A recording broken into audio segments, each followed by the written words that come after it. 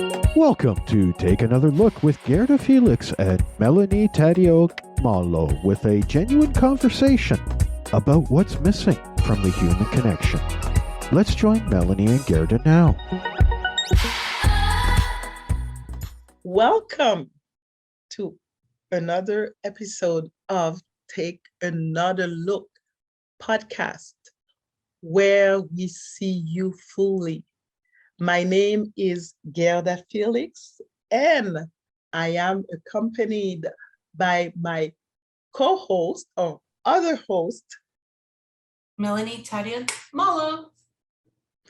And it is a pleasure to have you all here. Welcome, Melanie. How are you? I'm great, Gerda. How you doing? I am fantastic. And today we are going to talk about accessibility. This is such a beautiful subject to me, and I know you are an advocate of accessibility. That I am. And you know what, Gerda, I love the fact we're talking about this because I don't think everybody truly understands what accessibility is. Definitely not. And I know as I was remembering certain things, I noticed that I had made a boo-boo, okay?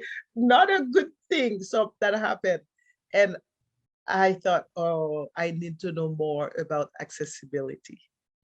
So Melanie, how would you like to start? Well, let's talk about accessibility in general terms first. So accessibility is the ability to access or enter something. So think of it in this way. So for example, are you able to get into a store? Are you able to physically get there by bus, by car, by walking? That's one sense of accessibility. But then other things could be looked in so many ways. Accessibility could be something perhaps, with the schools and COVID, right? Not every child had a computer at home to be able to do online learning because they didn't have the finances to afford a computer. So the school boards needed to change it up and make sure that every child had access to a computer to be able to access education.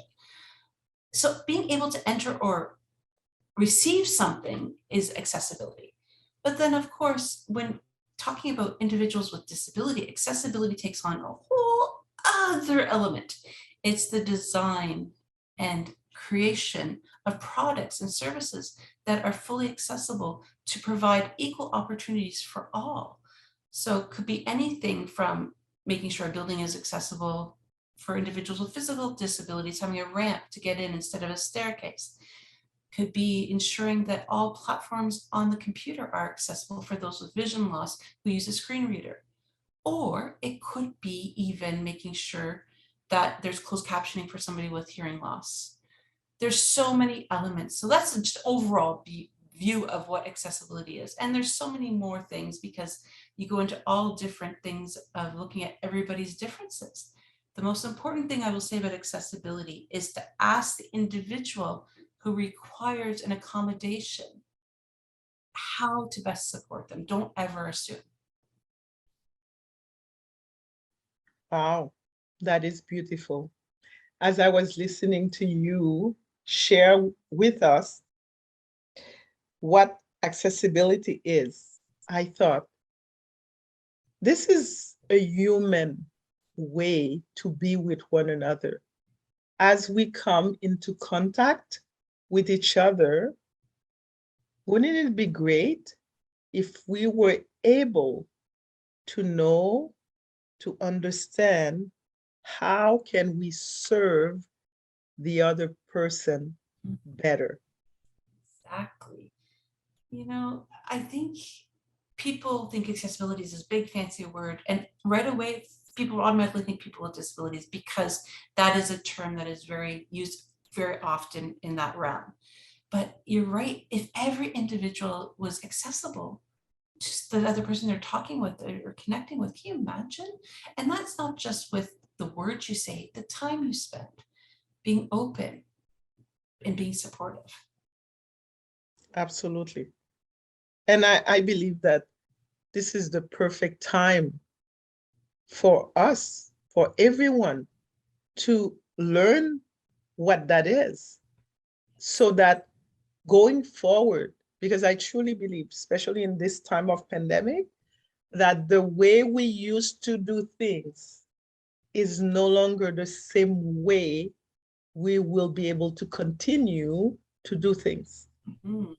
Now, Gerda, So how about you? What does accessibility mean to you? that is a very good question. For me, it means that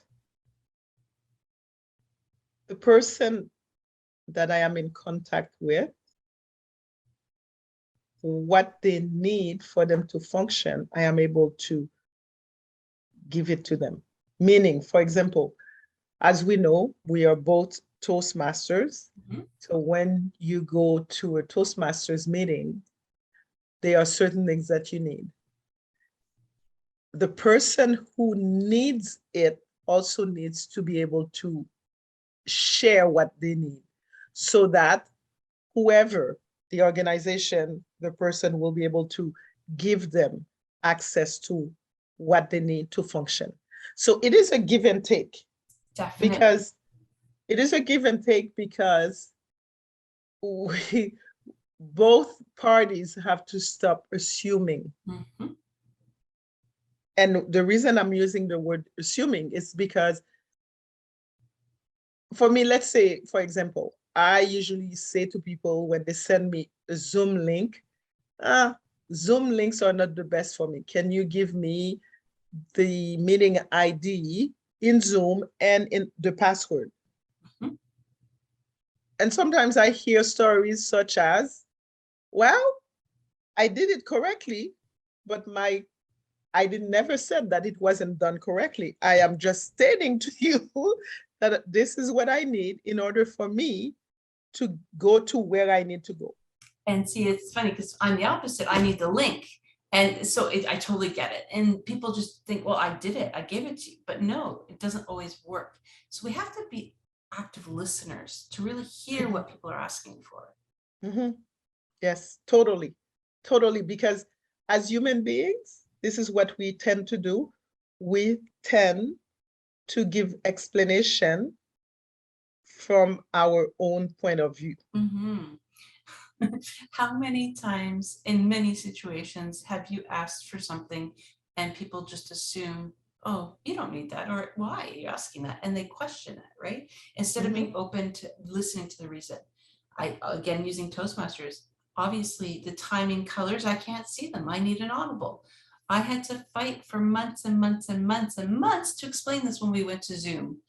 In the room, it was not a problem because they got it, because I was in their face, I was there. But they just automatically assume, well, you're on Zoom, it's okay, you don't need to hear a sound. Yeah, Mhm. no, I do. Mhm. So again, just being open to hear what the other person is saying. Yes. And since we are talking about accessibility, here is an example I will give myself as a Black person. Before when they used to use the word nude, you are going to buy pantyhose and they say nude. Well, nude for the majority of people is not the same color for me as the nude color that they use in Mhm. pantyhose. Therefore, that for me, that does not work. I could not use that. Mhm. That's why it is important for us to really pay attention to the person that we are talking to, because we are all different. Yes, and even people with, again, I'm going to go to the sex disability. Mhm. No two people are the same. Some Mm. people have different uses of screen readers and use different software. So it may be accessible for one person, but not for another. So never lump everybody in the same category and just say, well, it works for so-and-so, it's gonna work for you. No, Mhm. no, no, no, no, it doesn't work that way. And I think this is really important in life in general. It's just like saying, all girls are gonna do this, all boys are gonna do this. No, you can't do that. We're unique human beings. Yes. Yeah. And wow, we could definitely take this subject to different levels Oh, yes. It's, because this is the new way of being human. you know what, Gerda, it's interesting too, because there are laws and rules in countries about accessibility and accommodations for individuals with disabilities that we've had to fight for years for. But when you think about it, wouldn't it be awesome if it was not just for people with disabilities, but for everybody? Mm-hmm. Yes. And I And think that's what diversity now, the other buzzword, yes. diversity. I think this is also part of accessibility. Mm-hmm. Yes. So true. I remember, you know, hearing, oh, you know what, having to provide this accommodation is really takes a lot of time. It's about how it impacts the person delivering the accommodation. What about the person that is requesting it? So an Mhm. accommodation obviously is making something work for everybody. So whether like a timing thing, as I said, having an audible time signal, it could be something as having a ramp. It could be for people with invisible disabilities, allowing somebody that maybe has back problems the ability to get up and walk around during a meeting without, looking rude and not engaged. You see these desks now, you can stand and work instead of just sitting. Some people have to do flex time because they're not sleeping well, or they have a chronic illness, or personal support worker, or even childcare. Let's face it, you have to have accommodations if you have to drop your child off to daycare before you go to work. So you may have a different start time. And it's nobody's business of why you have an accommodation. So again, that's not just about disability, it's about people in general being willing to make things accessible and work for somebody's situation. Absolutely. And isn't it the pandemic? Isn't this pandemic forced us a little bit faster Mm-hmm. It's to so pay attention to this subject? It is. I think before the pandemic, the big buzz, at least in the workplaces I worked, is that home life balance, okay? Work-life balance, and making sure that you were having enough time with your family and to do what you needed to do. That was the big, big buzz before COVID. And then all of a sudden, when we're forced to work from home, that line got blurred. But now workplaces are having to address other accommodations, such as the other things that people are going through with mental health, Mm-hmm. isolation, anxiety, that perhaps they can't do the hours that they needed to do because they need other supports and things like that. And I think companies as a whole have had to really reshape the way that their whole HR department and even management styles have had to change. We even talk about how it ties into Zoom fatigue and how many meetings. I Mm-hmm. know a lot of businesses are cutting out unnecessary meetings because the employees have spoken up about how it's really hurting them. They're not as productive because they're spending so much time in meetings. So how can we accommodate that to make people more productive and have more accessibility to the work they need to do? Well said, Melanie. Well said. I have a question for you. Yes. Tell us, why did you become an advocate for accessibility? Uh, well, it started off for the longest time after I lost my eyesight. I was afraid to ask for help, what I thought was help, okay? Not realizing that it was a right. That why should I not be able to participate fully in an activity or qualify for a job because I needed an accommodation of a screen reader or a large print software? I could contribute just the same. So from my personal experience and the many, many barriers I faced and people telling me that I couldn't do it because of my disability, I started to really do some investigating about what that looked like. As well as being a teacher of special education, I also had to learn how to accommodate my students' learning, whether they're a visual learner, a kinesthetic learner, an auditory learner. All of my lesson plans had to be available and accessible to all of my students despite their learning style. I saw how easy it was to learn how to accommodate anybody, so that I started to talk more about it with other people, first in the disability community, then in the education community, and now in any place I can possibly talk about it. Because we really put a lot of people at a disadvantage. when we're not willing to help and listen and help provide those accommodations. And so many talented individuals with so many abilities lose out on opportunities because of people's lack of education and understanding of accessibility. It's not hard. It doesn't have to be expensive, because that's the other thing I hear all the time. Oh, it's expensive to accommodate people. I have to put a ramp in, I have to put an elevator. No, it doesn't always have to be about the funding or the finances. And there is funding options out there for businesses to be able to provide accommodations. But not only that, it's the law, Gerda. There's a duty to accommodate law in Canada. And I'm sure there's similar things in the US. Other countries, maybe not so much, but it is everybody, even a landlord has to accommodate an individual, whether you have a disability or not. Mm. Yes, yes, I think Melanie. it's a conversation. So that's why I started talking about it and became an advocate. And I heard you say, it took me some time to realize. How did that realization affect you?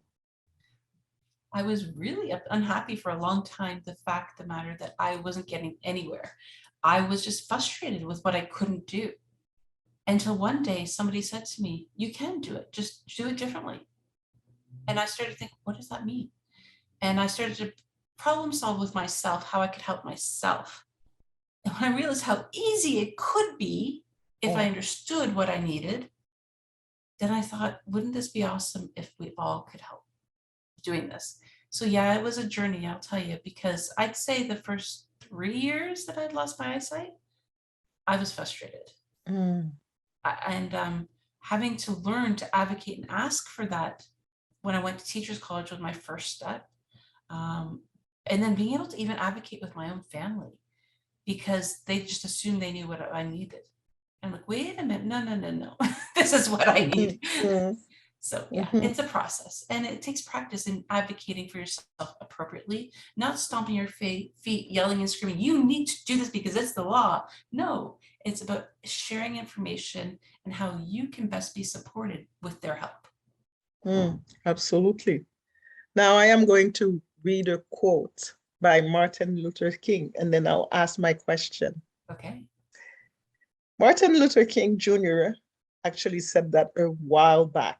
I am cognizant of the interrelatedness of all communities.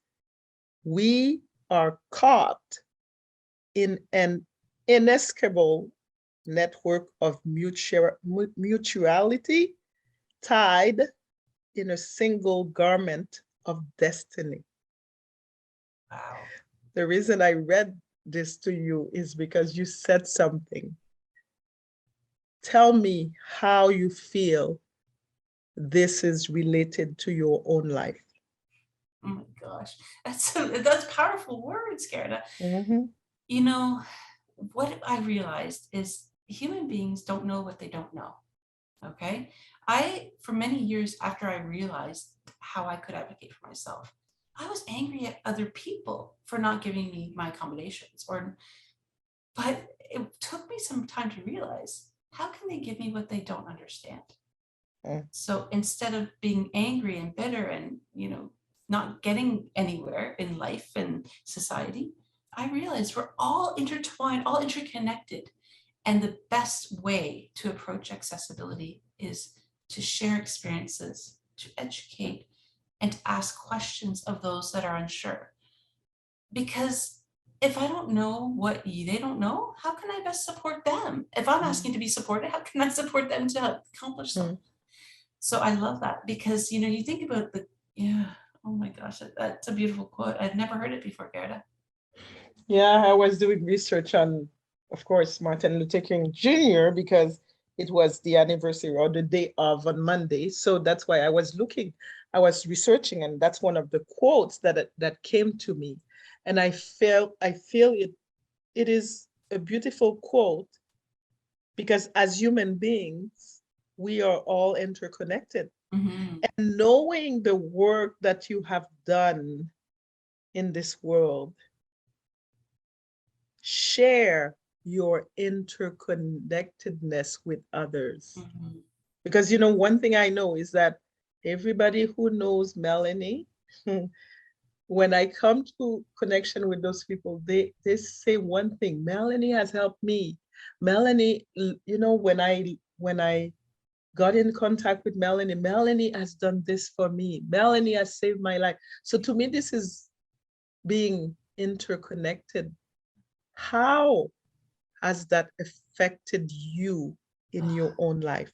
You know what it is? You do because that's who you are, right? You don't do it expecting anything in return. But my goodness, Gerda, the connections of people, the friendships, the learnings I've learned from my students, so many different things. Even when I've met the most frustrating person because they just don't want to listen, the impact they have on me as an individual is life-changing, because everybody I connect with, I learn from. And even if it's that frustrating person, I now know that, okay, Melanie, maybe perhaps you're not explaining yourself clearly enough. Perhaps they're not wanting to understand because of something, but how can you best support this person?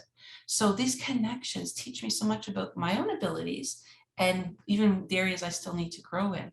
So interconnection, I love it. I think it's so powerful, and it's something that all of us do on a regular basis, but really don't pay attention to because we're just being. Now, Gerda, Absolutely. for Yes. you, I know accessibility, well, the term in relation to disability was relatively a newer one. I'm not gonna say it's brand new, because I'm sure you had heard of it, but getting to know me and learning more about how to accommodate me and how, accessibility plays a part in my life. What was that like for you? That's a beautiful question. As I mentioned before, I made a big boo-boo, or I realized that I made one. So I went to have an interview. Actually, you were part of the interviewers. And when I went back in my mind in the way that I answered the questions, and I know at one point I showed something.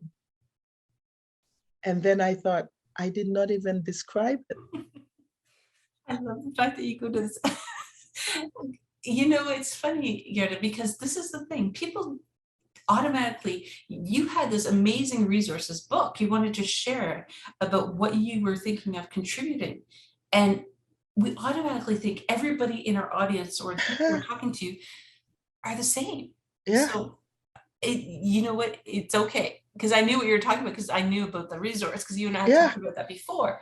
But thank you so much for identifying that. And I love this topic because I think it's important for everybody. For me, not being able to see something, it puts me at a disadvantage in some situations. Simple way that we explain and express ourselves with language, being descriptive, can help so many people. It could be whether it's in an interview, whether it's in like at a meeting, even for engagement purposes, somebody that may be a little bit, distracted, they've got a lot on their mind. When you use description, people are engaged.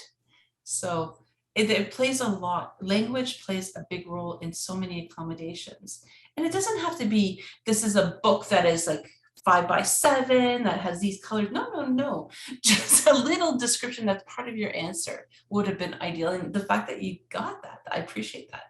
Thank you. I know when I went back to, because that's what I do after I go through any experience, I go back and I self-reflect. I observe what happened then.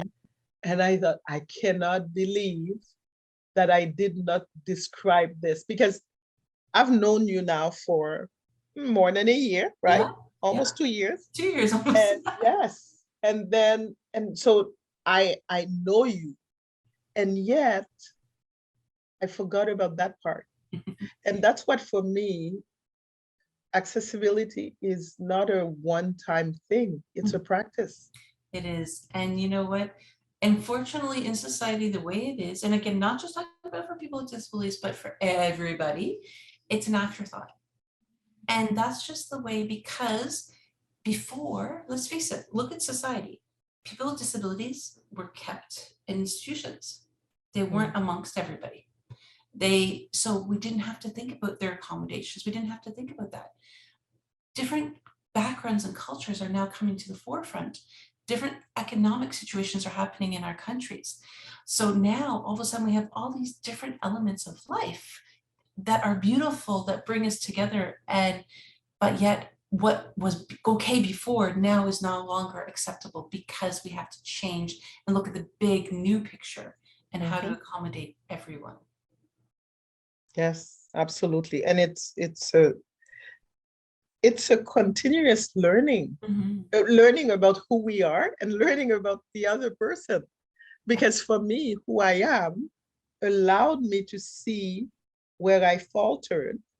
And so it also allows me to be more cognizant of my effect, the way I affect other people, and make changes because of that. And you know, it's interesting because if every individual took account for themselves and tried to be inclusive, to try to listen, to hear, and to understand, not just to be right, to what somebody is asking, we would be one step closer to being more accessible in general. But because so much weight and rules and you need to accommodate, you need to be accessible, you need this, you need that, people get their defenses up. What if I don't want to be? Right? And I think it's interesting because it's almost become a negative for so many people because it's too much work. Yes, I hear you. And what I want to say is also, if I decide that I'm not going to do it because I don't feel like it, I am impacting not only the other person in a negative way, but also myself. Yes. And that's why interconnection comes into play. Absolutely. And, you know, this is the thing. I don't think, again, human beings, we do what's quick and easy and what benefits us because that's makes sense. But if we start to have a more holistic point of view at ourselves and about the people we surround ourselves with, and the thing is, you never know who around you needs an accommodation or accessibility because you don't know in that moment what they're going through. Let's just say somebody's paycheck didn't land in their bank. It's the end of the month coming and they're going to be short on their rent. Not that you should go and solve that person's problem, but you do not know what that person is going through. So they could be going through such stress and anxiety that they are unable to fulfill a role that they've said that they were able to help you with. Instead of jumping down their throat, saying, you said you're going to do this, asking a question, is everything okay? You know, and just listening to the answer. They may not share with you. They may just say, you know, something's come up and I just need some time to cope. And being understanding to that's good because you're being accessible to them. And I'm not saying that people should do this to take advantage because some people will push the limit and say, I told them I needed some time. They think I have a problem, but really I don't, right? No, but as human beings, just by taking a few minutes and just asking, you know, okay. And they may come back and say, no, I'm not okay. And that's okay too, because it's okay not to be okay. We know that, right? But by just asking and listening, it puts us one step closer to becoming more accessible so that when they do feel comfortable and need somebody to talk to, they may come and talk to you. And it's not that they're coming to ask you for that help, but just to explain the situation. And maybe you have a solution because you may have been in a similar situation. Or perhaps, you know, you may say, have you reached out to so-and-so or whatever? But again, if you don't come across as accessible, they're not going to come to help for help. Absolutely. So as I listen to what you said, I would conclude that accessibility starts with the being and move into the doing. Yes. 100%. What do you think? 100%. That's so well said. So clear and concise. I think it's so important. Absolutely. I think it's a vital thing for us to be able to be and then do And it's something that we want to make sure that everybody does. Now we've come to the end of our, I was going to say session, but to the end of our communication connection today. Is there a last point that you would like to share? You know what? I will say this about the accessibility topic, and then Gerda, we have something exciting to share. So hold on. With accessibility, I just ask everybody to be open-minded. Take time to listen, to ask questions when you're unsure, and to be open to hearing somebody else's needs, because every difference that you can make in somebody's life is life-changing. And you never know when you will need accessibility. That is true. Yes. So Gerda, what's the big news? Share. Come on. The big news is that soon Melanie and we will be on YouTube. Yes, we are take another look. You'll still have our podcast on Spotify, but we're going to go YouTube so you guys can actually see us and our engaging smiles and reach a greater audience to ensure that everybody is accommodated to their style of listening and observing and learning. Absolutely. And please stay tuned for more information as we go along. Yes, because follow our social media. Yes, you can contact us. We are on Facebook. Yes. We are, as you mentioned, on Spotify.